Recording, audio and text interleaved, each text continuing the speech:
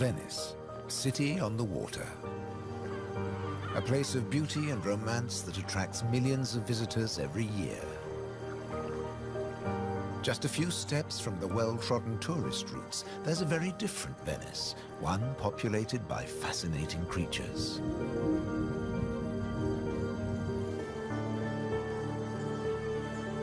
This film explores a Venice that few people ever see, a city that has a surprising double life.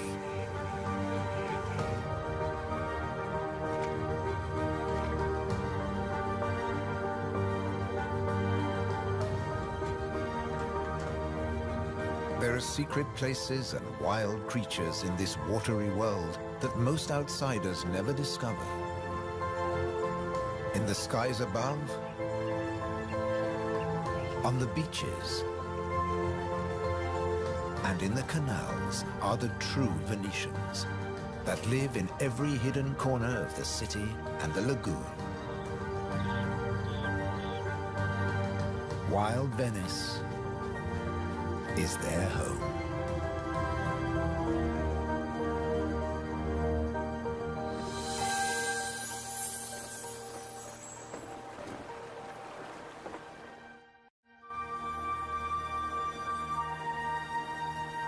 The city of Venice is built on sand, in a lagoon between the sea and the land.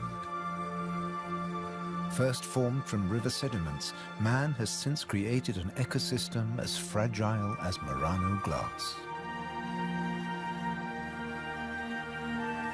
Covering 550 square kilometers, it's one of the largest wetlands in the Mediterranean. Flamingos arrived at these Venetian waters quite recently. They crisscross the Mediterranean from North Africa to France's Camargue, to Sardinia, Tuscany, and now Venice.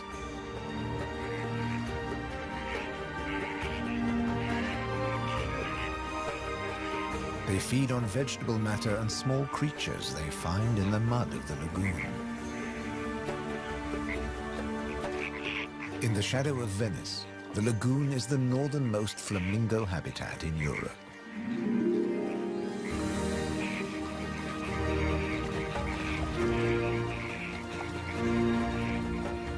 They're here now, but in a few weeks, many will move off again to find richer pickings.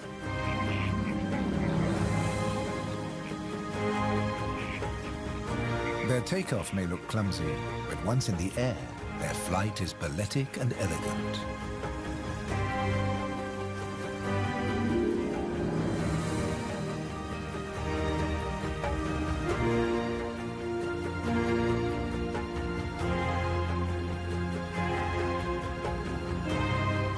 And before too long, they'll return to the safety of this lagoon, tucked between the sea, the city, and the Alps. The distant peaks helped form the lagoon. The mountain streams washed their rocky sediment towards the sea to make this habitat.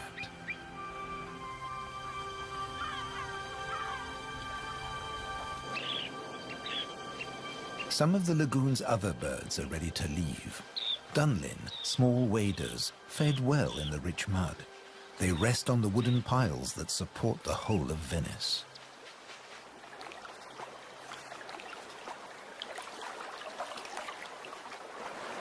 It's spring, time to head off to their northern breeding grounds.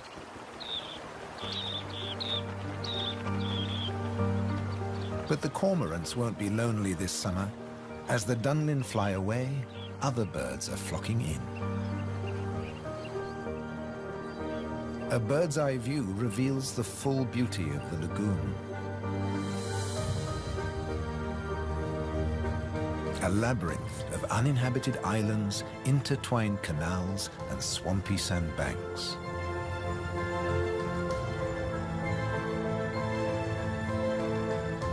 These marshy wetlands are known as the Barene. To survive here, plants need to like salt water and flooding. Natural arteries called gabi meander through the brackish gardens, keeping the lagoon alive. The same waters flow through the city. The curving streams between the islands became the magical canals of Venice.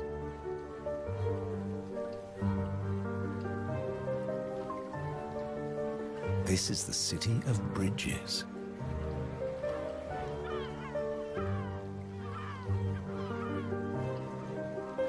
Visitors are mesmerized by the romance of the canals and the ancient architecture, and often miss the smaller, wilder sights around them.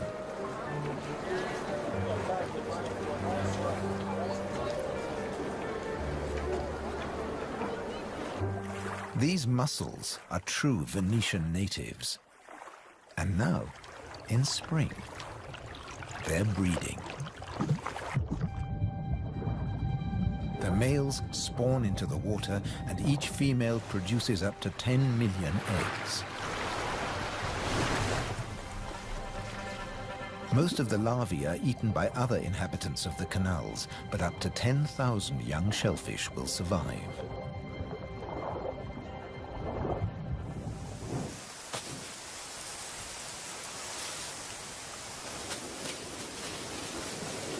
Just beyond the city, colonies of birds are breeding too. But a hazard of urban nesting is constant disturbance.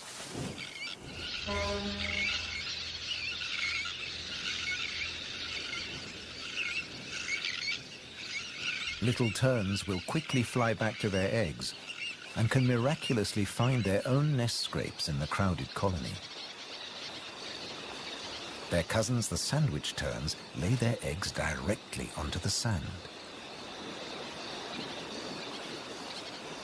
If the terns are disturbed, they have little time for incubating their eggs. The sand won't keep them warm for long.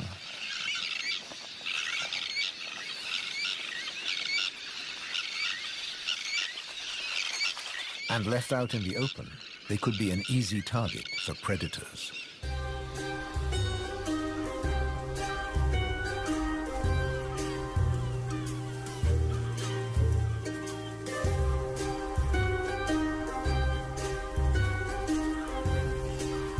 Foxes are the biggest predators hereabouts. But from the air, he's easy to spot.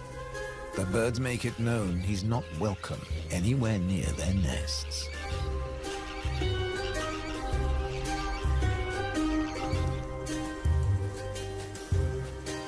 Foxes would rather not get their feet wet. Hunting in these swampy areas is a frustrating business.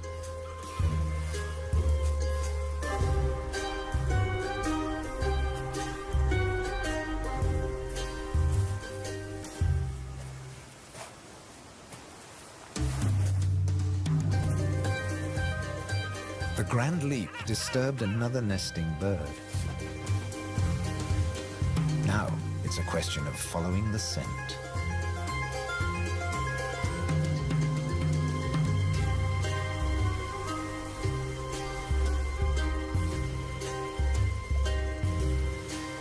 A welcome snack.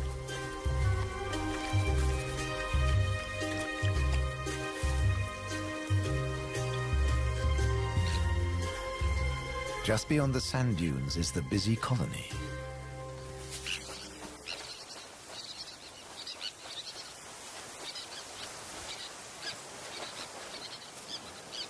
In this mixed neighborhood, a pied avocet is brooding next to the sandwich terns.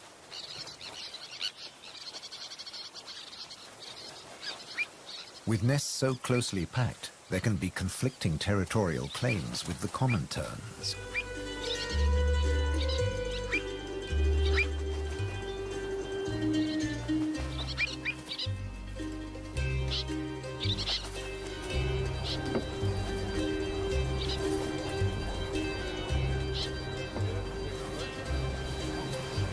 But the avocet stands his ground.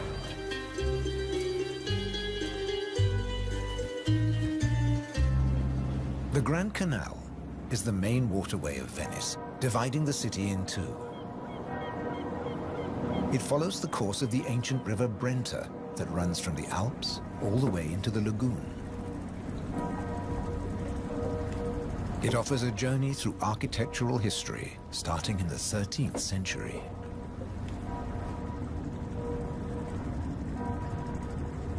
The banks of the Grand Canal have other surprises to offer, like Palazzo Malipiero's Rose Garden.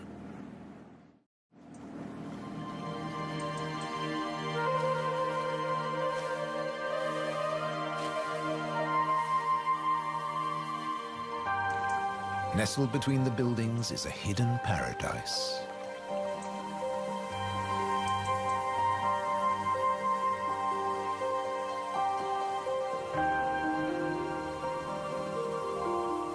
Now owned by a modern-day countess, it has been restored to its full glory, and no detail has been left to chance.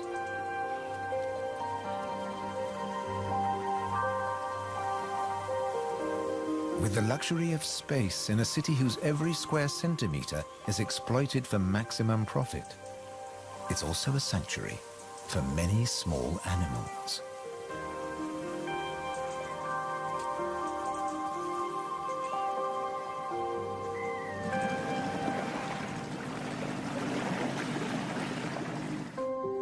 Every day, more than 50,000 tourists visit Venice.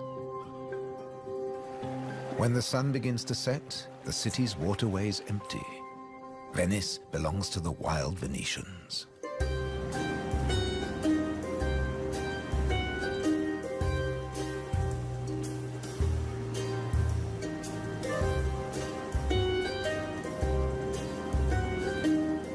Rats prefer to search for food in the cool night air.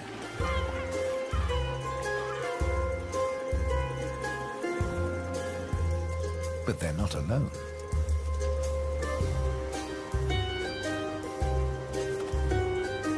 Pine martins are hungry too, and rats are on their menu. Pine martins are welcome in the city as they're natural rat catchers.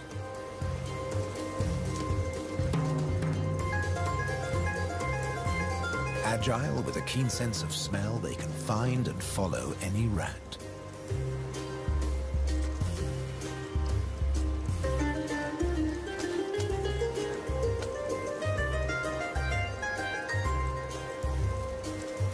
But they're endangered too. Since the rat population boomed, ironically, many martins have been killed by rat poison. The rat won the day, and the pine marten has to settle for dessert.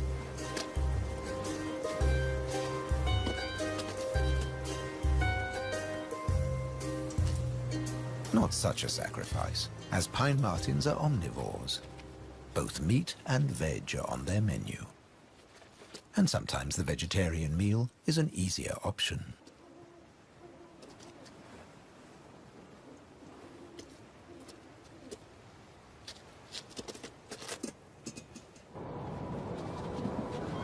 As the rat prepares to sleep, the city of Venice is beginning to wake up. The floating vegetable stalls are the first to move into action.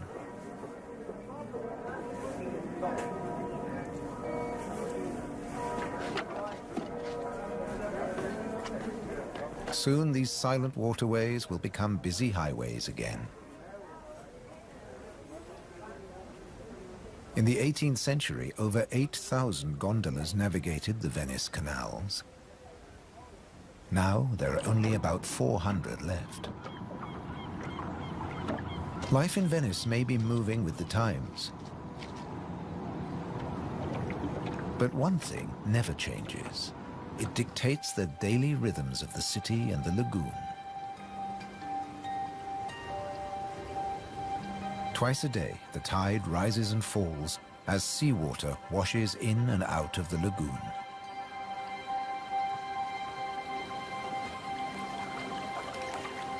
The water level changes by up to 60 centimeters.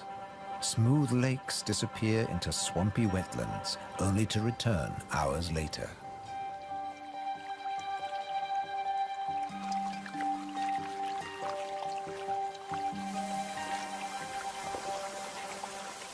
Retreating water levels reveal a surprise.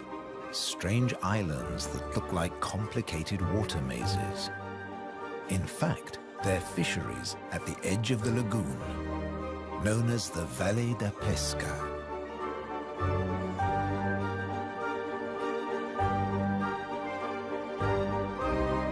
They'd been worked by the same families for generations, using a simple but ingenious method.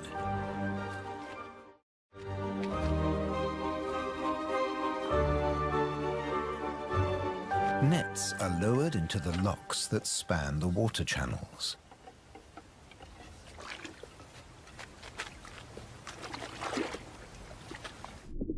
In the springtime, the locks bar the way to the young fish that stream into the lagoon to feed. The fishermen raise the nets and catch the small swarming fish in their thousands.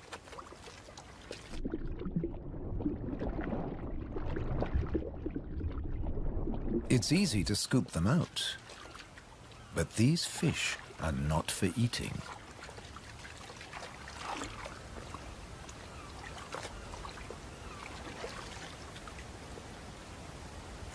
The fishermen place them on the other side of the bars and so trap them in the channels. Here, the spring fish are held under perfect conditions until they grow big enough to harvest.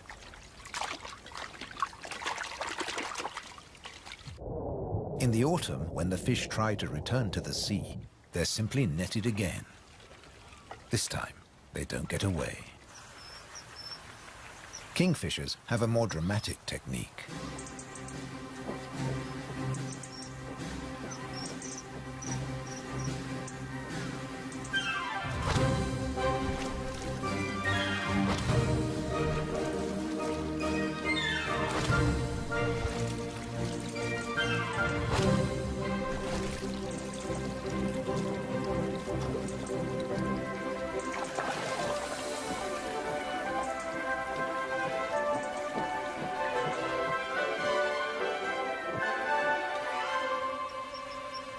They catch up to 20 fish a day, but need even more if they have nests with hungry growing chicks.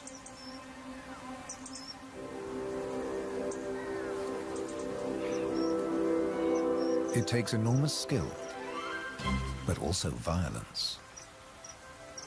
A sharp blow to the head stuns the fish. And when it stops wiggling, the kingfisher can turn it round without fear of it escaping. The scales and fins of the fish need to be in line.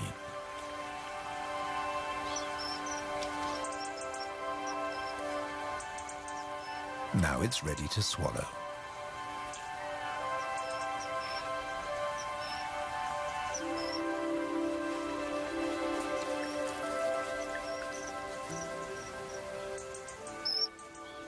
These shallow, brackish waters at the edge of the lagoon are perfect hunting grounds for a kingfisher.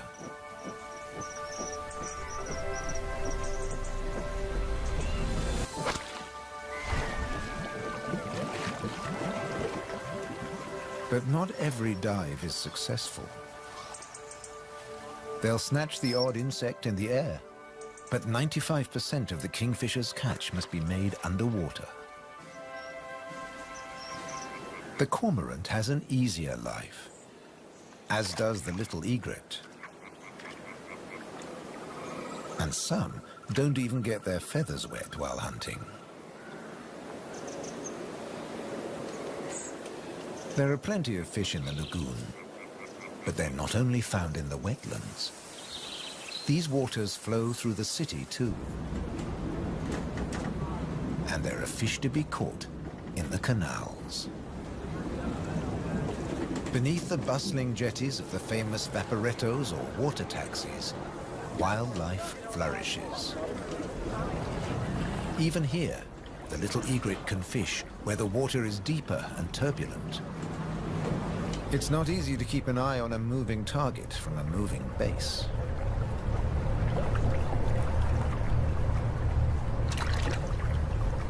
But persistence and patience pay off.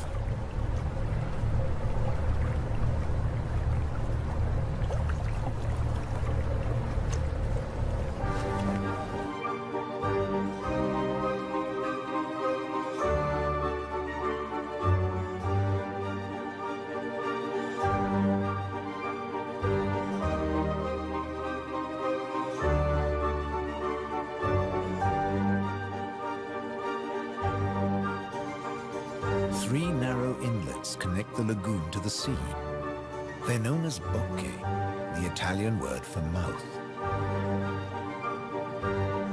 In spring, the fish travel into the lagoon because it's shallow, warm, and full of food. And in the autumn, they travel back out to the Adriatic Sea.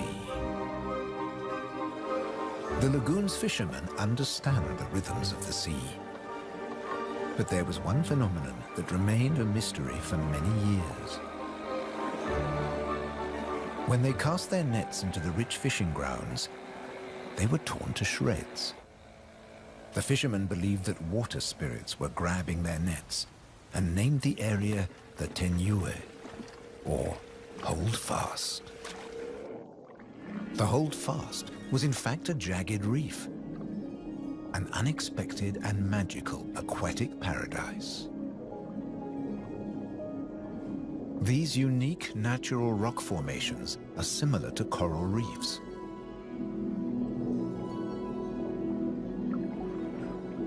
They're home to all kinds of remarkable creatures. Serpent stars, or marine annelids.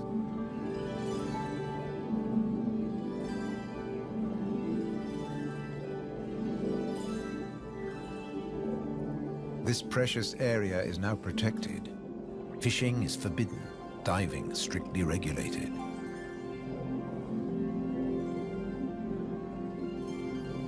Even harvesting a shellfish delicacy like these canestrelli is banned.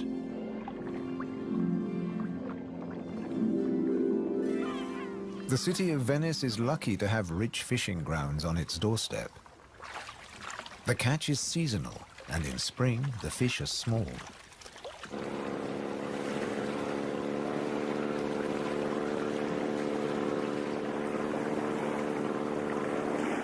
But the fishermen will go out, as long as they can find a buyer. Only the weather can hold them back.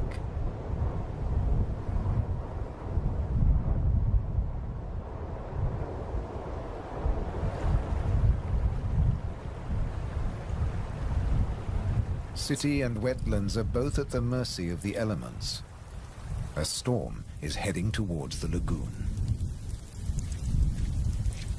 When rain-bearing clouds build up against the southern face of the Alps, and when warm southerly winds whip up the sea, water is driven into the lagoon, flooding the city and engulfing the swampland. This extreme high tide is known as aqua alta and can be disastrous for ground-nesting birds. Thankfully, it's rare in the springtime. It strikes more often in the autumn. Storms can vanish as fast as they arrive, and the limpid sunlight that Venice is so famous for bathes the city again. In early summer, Venice teems with tourists. The Bridge of Sighs is a popular attraction, but few visitors realize that real Venetian life is happening just a short distance away. In the Giardini, a spacious and peaceful city park, there are some surprising residents.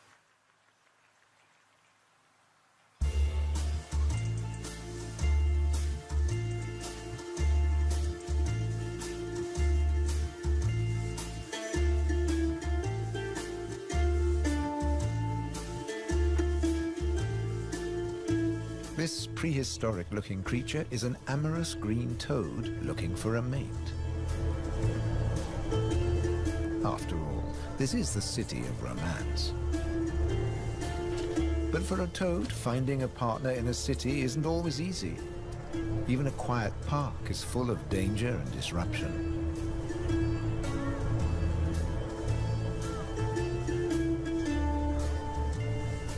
On the plus side, few of the park's visitors notice the presence of the toad, as it blends in so well with its surroundings.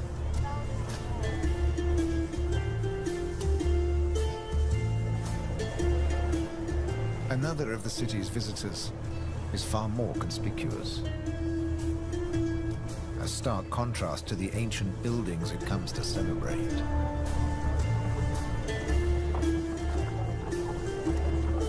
and a danger to the fragile city. The toad at last finds a more secluded waterside spot. Soft light, gentle fountains, the perfect place to mate. Venice is full of secret places hidden away from the main tourist routes.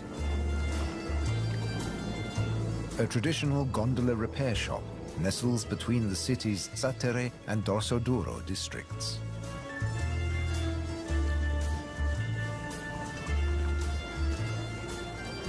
Craftsmen repair the boats in the peace of the backwaters. The tranquility also attracts some exotic-looking animals.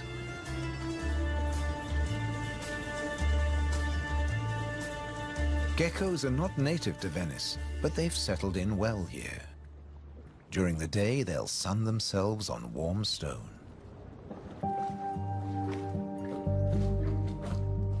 They're waiting for nightfall, when the insects they eat will emerge. And in the golden light, birds that hunt geckos settle in for the night. Terns fly back to the safety of the colony, and others enjoy a final bath. Evening always brings a measure of peace to the city. The Grand Canal is now very quiet, a perfect time for the gecko.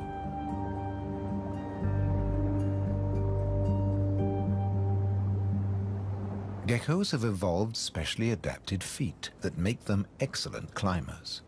Their toes are covered in millions of tiny branched flaps with incredible adhesive power, so they can grip and climb the smoothest surfaces, even glass. The city is empty now. The Grand Canal is deserted.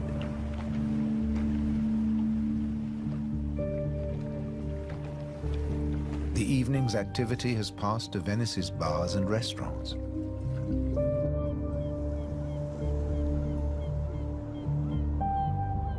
By the time the tourists are safely tucked up in their beds, the city is like a ghost town. Almost. A rat has ventured out to make the most of any scraps left behind. He must take care not to become a meal himself. Owls on the prowl. One little owl is distracted by bright lights. There's nothing here but fruit. No good for the owl.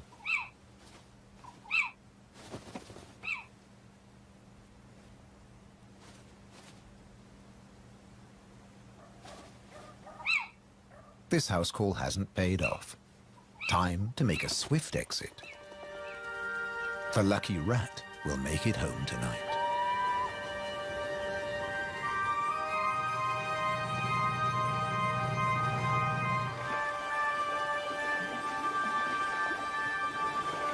Cormorants bask in the morning sun.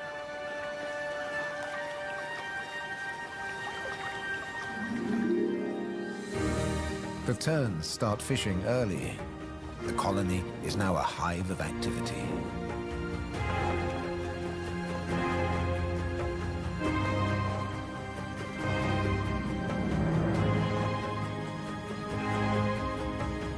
The first chicks have hatched.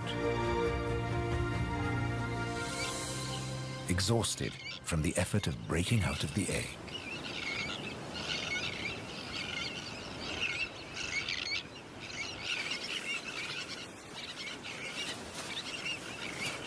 Around them, the colony has turned into a busy Italian restaurant as the adults noisily deliver their food.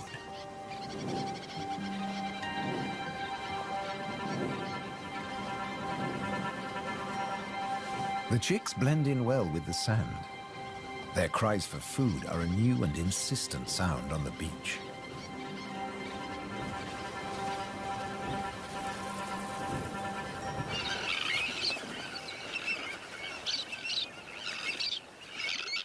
Their calls are echoed by the adults, who do nothing else but feed these demanding youngsters.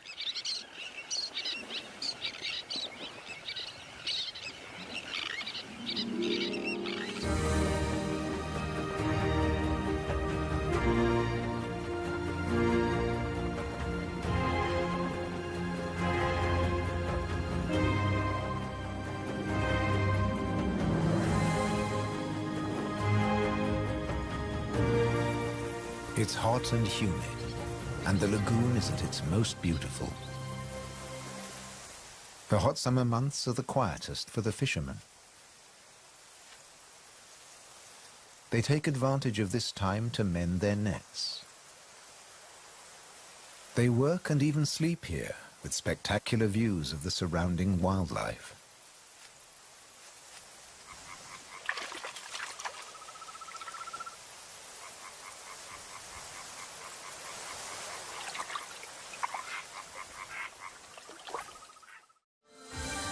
About 8% of the lagoon's surface consists of islands.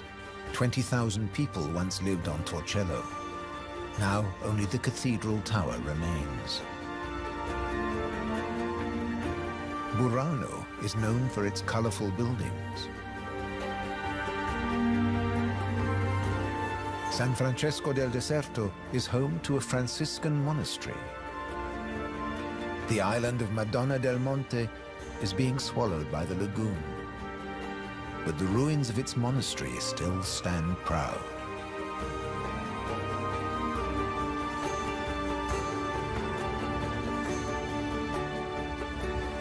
Enchanted places like this are an ideal refuge for wild animals.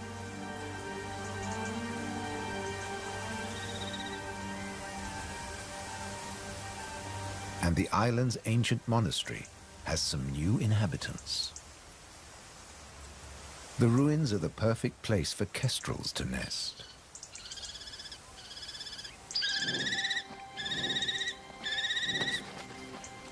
The hungry chicks are nearly as big as the adults and almost ready to fledge. Feeding this brood is a full-time job for both parents.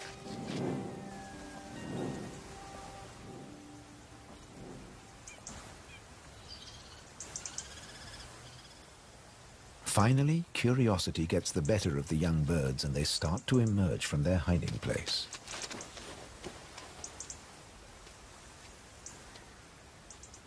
The first nervous explorer is soon followed by a sibling. They wait cautiously on a ledge, while one of the adults watches from afar.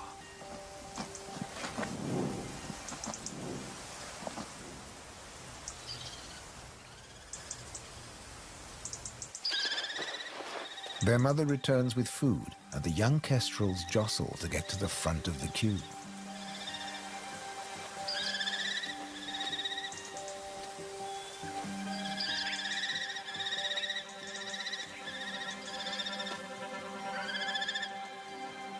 The keenest and the loudest chick is fed first.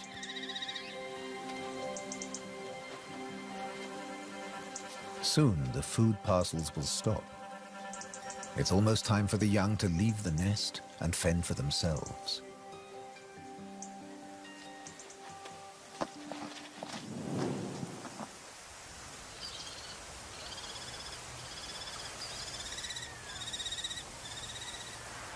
Not all of the lagoon is quite so peaceful. Venice's Lido, with its luxury hotels, is where the human bathers gather.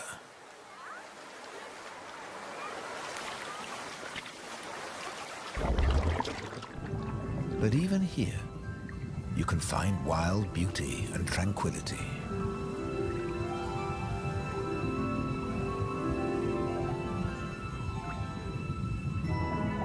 In the Tenue, Venice's reef, one of nature's most delightful performances is in full swing. The squid's mating dance. The pair move together like synchronized swimmers as waves of rainbow colors pulse along their bodies.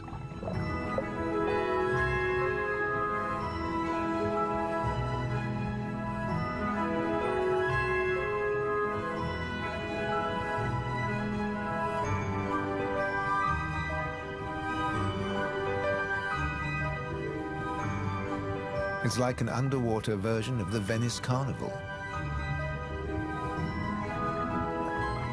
complete with face masks and disguises.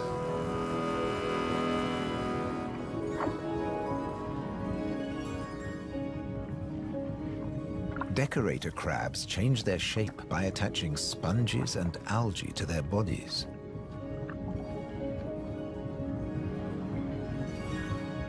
These bizarre disguises are excellent camouflage. The crabs creep past their neighbors and predators like living rocks from the seabed.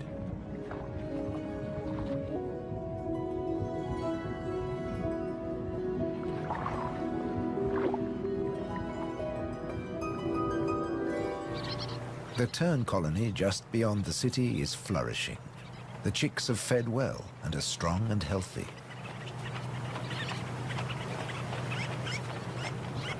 The young birds are gathered in a creche, with 1 or 2 adults looking after them all.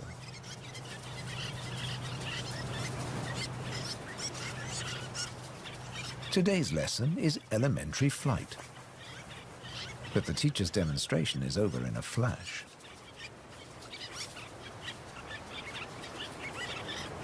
The young birds flap their wings to exercise their growing flight muscles, but they're not ready to take to the air yet.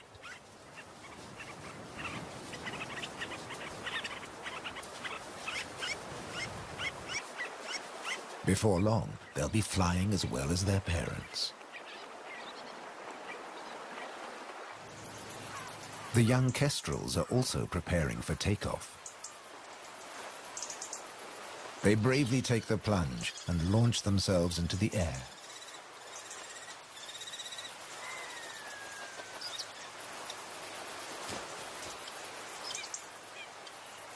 Dropping from a height makes their first flights easier. Once in the air, they're in their element and can glide and flap back to safety.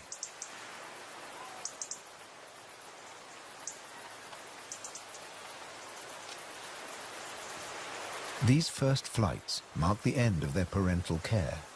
Now they have to find their own territory.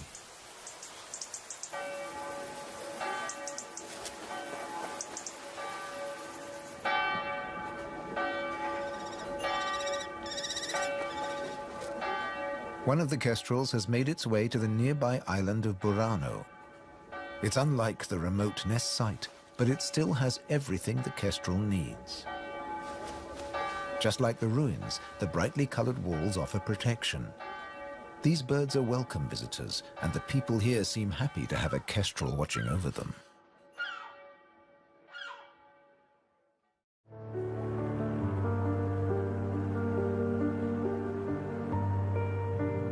Autumn has arrived, and the wetlands once again change color.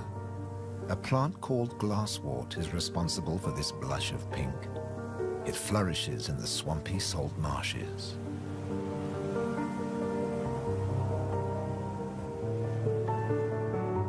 The first autumn mists mark the end of summer. The bright, humid days give way to cooler, grayer hues. The sea and the sky seem to merge into each other. Now in September, the sea is generally calm. But from the autumn equinox, there are high tides. And sometimes, Venice floods. For now, the water is still and shimmers like liquid mercury. When the temperature drops, the beaches are finally too cold for tourists. Animals better equipped to bear the chill reclaim them. A hungry fox sniffs along the shore looking for food.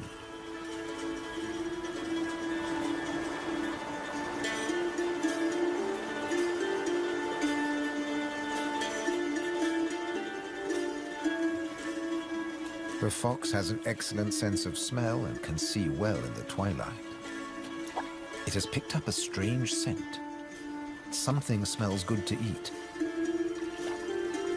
But quite where this food is hidden is a mystery.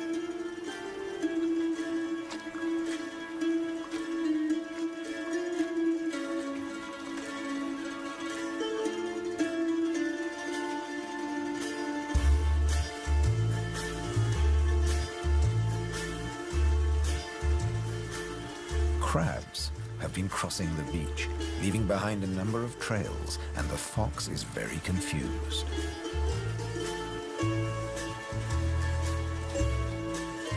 Finally, it follows its nose and comes face to face with a crab.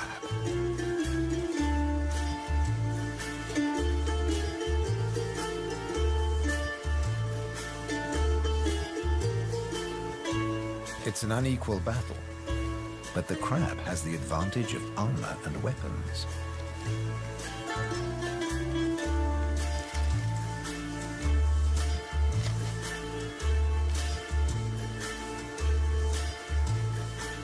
This meal is more trouble than it's worth.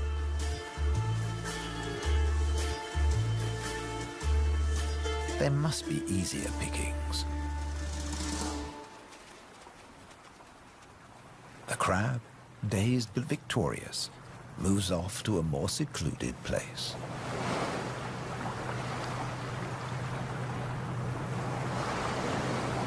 More crabs congregate on the shoreline looking out to sea.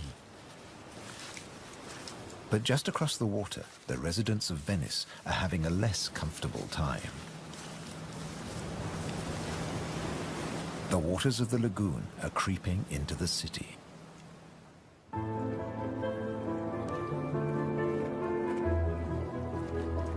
The autumn tides are getting higher, and water is seeping up through every available crack in the stones.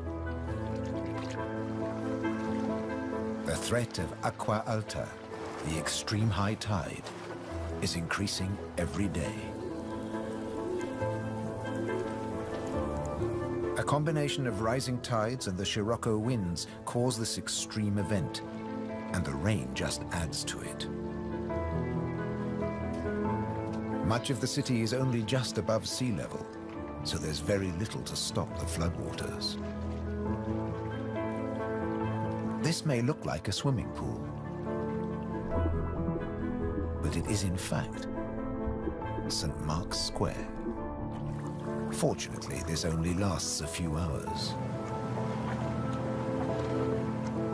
Soft winter fog wraps the landscape like a blanket and brings the year to a close for Venice and its beautiful lagoon.